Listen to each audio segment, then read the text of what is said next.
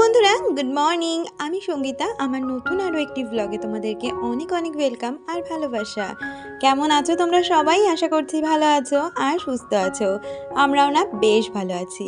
আর আজকের দিনটা হচ্ছে শনিবার। ঘড়িতে এখন বাজে সকাল ওই 7টা নাগাদ। তোমাদেরকে সাথে নিয়ে আজকে ভিডিওটা এখান থেকেই শুরু করছি। আই হোপ ব্লগটা তোমাদের একটু হলেও ভালো লাগবে। আজকে থেকে আবার কয়েকদিন পুজো দেওয়ার বন্ধ রয়েছে, মানে আমার ঠাকুর ঘর থেকে ছুটি বলতে পারো। সে কারণে উঠে কিন্তু বাসি কাজকর্ম সেরে নিয়েছি আর স্নান করে দেখলাম হাজবেন্ড বসে রয়েছে চা খাওয়ার জন্য। তাই এসে আগে চাটা বসিয়ে দিয়ে চাটা খেয়ে নিলাম। তারপরেই এসে গেছি এদিকে জামা কাপড়গুলো মেলে দিতে। আসলে সকালবেলা আমার হাজবেন্ডের চা খাওয়ার একটু নেশা থাকে, তো সেই জন্য কখনো কখনো যখন আমার পুজো দেওয়ার ব্যাপার থাকে তখন কিন্তু ও একাই, মানে আমি কখনো করে দিই বা ও একা করে নিজেই খেয়ে নেয়।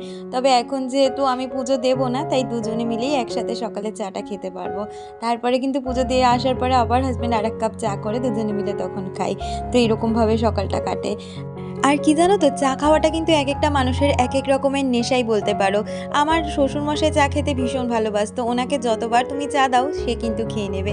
কিন্তু আমার হাজব্যান্ডের ক্ষেত্রে এই সকালবেলা দুবার চা খায়, আর তারপরে কিন্তু বিকালবেলা একবার খায় আর সন্ধেবেলা একবার খায়। সারাদিনে 4বার চা খায়। কিন্তু ওইদিকে দেখতে গেলে আমার বাবা সারাদিনে কিন্তু প্রায় 10-12 কাপের বেশি চা খেয়েই ফেলে। তো এইরকম হয়েছে ব্যাপার। ওই যে বললাম, চাটা কিন্তু একটা মানুষের নেশার মধ্যেই পড়ে। আর ওইদিকে কথা বলতে বলতে জামা কাপড়গুলো মেলে দিয়েছি, সাথে আমার হাজবেন্ডের অফিসে যে প্রতিদিনের জামা কাপড়গুলো থাকে সেগুলোকেও একটু রোদে ভালো করে মেলে দিয়েছি। আর এখনো কিন্তু উঠোনে সেরকমভাবে রোদ আসেনি, কারণ সময় কিন্তু বেশি হয়নি। ওই 7টা 15 কি 20 নাগাদ বাজে। তো ওই সময় তো রোদ আসে না, আর রোদ আসতে আসতে মোটামুটি 8টা সাড়ে 8টা বেজেই যায়। কিন্তু দিয়ে রাখলাম রোদের যে তাপটা, তাতেই কিন্তু জামা কাপড়গুলো ভালো কিন্তু গরম হয়ে যাবে। আর ওইদিকে হাজবেন্ড চা খেয়ে বেরিয়ে গেছিল বাজারে ঠাকুরের ফুল আনতে, সাথে সবজি বাজার করতে। আর সেই সুযোগটা আমি আর ছাড়িনি, জানো তো। ওইদিকে বাচ্চারা এখনো ঘুমাচ্ছে, ওদের আর ডাকিনি। সেই সুযোগে আমি উঠে এইদিকে কিন্তু জামা কাপড়গুলো গুছিয়ে নিচ্ছিলাম। আর আমাদের বাড়ি থেকে বাজারটা যেহেতু একদমই কাছে, সে কারণে কি বলতো, বাজার করতে খুব একটা সময় লাগে না। আর আমার হাজবেন্ড যেহেতু বাইক নিয়ে যায়, সে কারণে কিন্তু খুব তাড়াতাড়ি বাজারটা হয়ে যায়। ওইদিকে কিন্তু হাজবেন্ড চলে এসেছিল, এসে অফিসের কিছু কাজ করছিল। আর এদিকে আমি জামা কাপড়গুলো একের পর এক ভাঁজ করে নিচ্ছি। আসলে প্রতিদিনই ভাবি কি জানো তো, জামা কাপড় শুকানোর পরে একেবারে হাতে হাতে মানে সেগুলোকে ভাঁজ করে নেব। কিন্তু কোনো কোনো দিন ভালো লাগে, আবার কোনো কোনো দিন হয়তো ভালো লাগে না। যেমন কালকের দিনটাই, মানে ওই বেলা থেকে পেটে ব্যথা যে শুরু হয়েছে, তারপর আর মনে হচ্ছিল না যে এই কাজগুলো করি। তখন মনে হচ্ছিল সমস্ত কাজ সেরে একটু রেস্ট নিই, একটু শুয়ে থাকি। তো যার কারণেই কিন্তু জামা কাপড়গুলো আর কালকে ভাঁজ করা হয়ে ওঠেনি।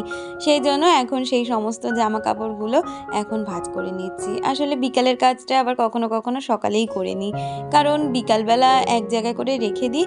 দেখতে যদিও বা খারাপ লাগে, কিন্তু কে আর করবে। দুষ্টুরও পড়াশুনো থাকে, ওকেও আর সেইভাবে বলি না। নিজের কাজটা নিজেই চেষ্টা করি করে নেবার। মাঝে মাঝে তো বিপদে পড়লে ওকে বলি এই কাজটা করে দে, ওই কাজটা করে দে। তাই জন্য আজকে এই সকালবেলা উঠেই কিন্তু এই সমস্ত জামা কাপড়গুলো একের পর এক ভাঁজ করে নিচ্ছি। আমাকে মিতালিদি কমেন্ট করেছিলে, দিদি লিখেছিলে, খুব ভালো লাগলো, অনেক দিন পর তোমার ভিডিও দেখলাম। ডাব চিংড়িটা খুব ভালো লাগলো, ভালো থেকো, ভালোবাসা নিও। থ্যাংক ইউ সো মাচ দিদি, তুমিও খুব ভালো থেকো, সুস্থ থেকো, আর এইভাবে আমার চলার পথে সব সময় থেকো। আজ অনেক দিন পরে ভিডিও দিচ্ছি বলে ভিউজটাও কম, সাথে অনেক বন্ধুরা হয়তো আমাকে ভুলে গেছে যারা কিনা আমাকে কমেন্ট করেনি, বা অনেকের কাছে হয়তো ভিডিওটা পৌঁছায়নি। তো ঠিক আছে, এই নিয়ে মন খারাপ করলে হবে না। আমাদের যেটা কাজ সেটা তো আমাদের সব সময়ের জন্য করে যেতেই হবে, তাই না? তো সেটার পিছনে চিন্তা করে লাভ নেই। ভালো খারাপ সব কিছু নিয়ে আমাদের মেনে নিতেই হবে, আর এইভাবেই চলতে হবে। আর এই দেখো, কথা বলতে বলতে একের পর এক কিন্তু জামা কাপড় ভাঁজ করে নিচ্ছি। অনেক জামা কাপড় ছিল, সেগুলোকেই ভাঁজ করে নিচ্ছি। সাথে সোফাটাকেও সুন্দর করে গুছিয়ে নিলাম। আর ওইদিকে তো দেখতেই পেলে তোজো কিন্তু উঠে গেছিলো। উঠে ওখানে একটু বসেছিল, সেও একটু আদর ঠাদর খেয়ে এখন আবার ব্রাশ করতে চলে গেছে। আর হাতে গুনে কয়েকটা দিনেরই ব্যাপার, তারপরে আবার যথারীতি দুজনের স্কুল খুলে যাবে। আর তখন এরকম লম্বা ছুটি আর নেই বলতে পারো। সেই ডিসেম্বরে হয়তো উইন্টার ভ্যাকেশনেই যে লম্বা ছুটি পাবে, তার আগে আর ছুটি নেই। এখন টানা পড়াশোনা, সবাইকে মন দিতে হবে। সাথে দুষ্টুর আবার ফাইনাল এক্সাম দেখতে দেখতে চলেই আসছে, তোজোরও এক্সাম আসছে। তবে তোজোটা ফাইনাল না হলেও কিন্তু দুষ্টুর ফাইনাল। তো এই নিয়েই সবার ছুটি, আনন্দ, পুজো ভালোভাবেই কাটলো। এবার পড়াশোনায় মন দেওয়ার ব্যাপার। তো ওই জন্যই আর কি বলতো, সকালবেলা করে ওরা একটু দেরি করে ওঠে, ওই 8:30টার মধ্যে দুজনে উঠে পড়ে, আমিও আর ডাকি না। আর ওইদিকে তোজোর পরে দেখলাম দুষ্টুও উঠে গেছে, ওরা ওইদিকে ব্রাশ করছে, আমি এদিকে চলে এসেছি এই ঘরটা পরিষ্কার করে নিতে। আগে ওই ঘরটা পরিষ্কার করে নিয়েছি, সেই জন্য আর ওই ঘরটা পরিষ্কার করার চাপ নেই, শুধু এই ঘরটা একটু ভালো করে গুছিয়ে নিলে, মানে বাসি বিছানাটা তুলে বিছানাপত্রটা ভালো করে ঝেড়ে নিলেই কিন্তু হয়ে যায়।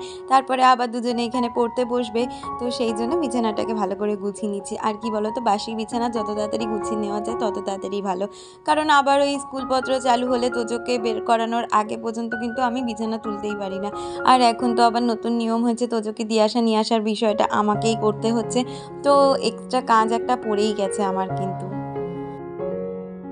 আমাকে রিয়েল ব্লগার এপি চ্যানেল থেকে আলপনা কমেন্ট করেছিলে, দিদি লিখেছিলে খুব সুন্দর হয়েছে ভিডিওটা, থ্যাংক ইউ সো মাচ। এইভাবে তোমরা আমার পাশে থেকে এতদিন পরে ভিডিও দেওয়ার পরেও যে তোমরা দুজন মানুষ হলেও আমাকে মনে রেখেছো। লাইক কিন্তু অনেক এসছে, কিন্তু কমেন্ট দুটোই এসছে, তো সেটা আমার খুব ভালো লাগার জায়গা। আবার কিছুটা কষ্ট লাগছে, যারা আমার প্রতিদিনের ভিউয়ার্স তারা কিন্তু আমার কোথাও গিয়ে এই 7 দিনে ভুলেই গেছে। তো যাই হোক, দুঃখ না বাড়িয়ে রান্নাঘরে চলে এসেছি। আজকে তো শনিবার, নিরামিষের দিন, তাই জন্য আজকে রান্না করব একটু বরবটি ভাজা, আর তার সাথে করব ফুলকপি আলুর তরকারি। বেশি একটা রান্নার ঝামেলা রাখছি না, কারণ কি জানো তো, আজকে রাত্রিবেলা আবার পাড়াতে না একটু খাওয়া দাওয়ার বিষয় রয়েছে। ওই যে কালী পুজো হয়েছে, তারই আজকে খাওয়া দাওয়া, মানে খিচুড়ি খাওয়াবে, তো একবেলার মতনই রান্না করব। এদিকে বরবটি আলু ভাজাটা হয়ে গেছে, সাথে ওইদিকে ফুলকপি আলুটাকেও কিন্তু সিদ্ধ করতে দিয়েছি। এখনকার ফুলকপি না একটু জল ভাপ দিয়ে নিলে বেশ ভালোই লাগে খেতে, মানে করবই ফুলকপির রসা। আর কি বলতো, আগের দিনে না ফ্রিজে একটু ডাল ছিল, সেইটাকে একটু গরম করে নিলাম, কারণ ফালতু আর ডাল করলাম না। আর ডাল জানো তো, আমাদের বাড়িতে যখনই করি একদম বাড়তি হয়ে যায়, যতই কম করে ডাল রান্না করি না কেন, আমার যেন ডাল আর কমই হয় না।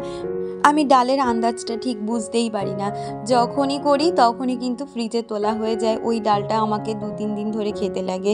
তো আজকেও সেরকমভাবে ডালটা একটু জাল দিয়ে নিয়েছিলাম, আর এদিকে ফুলকপিগুলো যেগুলো সিদ্ধ হয়ে গেছে সেগুলো হালকা হাতে ভালো করে ভেজে নিচ্ছি, একটু লাল লাল করে ভেজে নেব, সাথে আলুটাকেও ভেজে নেব। আর ফুলকপিতে মশলা হিসাবে কিন্তু দিয়েছিলাম আদা, জিরে, কাঁচা লঙ্কা আর সামান্য একটুখানি চালমগজ, যেহেতু সেটা আমার বাড়িতে সবসময় থাকে, সেই জন্য চালমগজ দিয়ে এরকম একটা মশলা বানিয়ে কিন্তু ফুলকপির রসাটা আজকে বানিয়েছিলাম। তাহলে চলো বাকি রান্নাগুলো সারতে সারতে আমার আজকে সুন্দর কয়েকজন বন্ধুদের নাম নেওয়া যাক।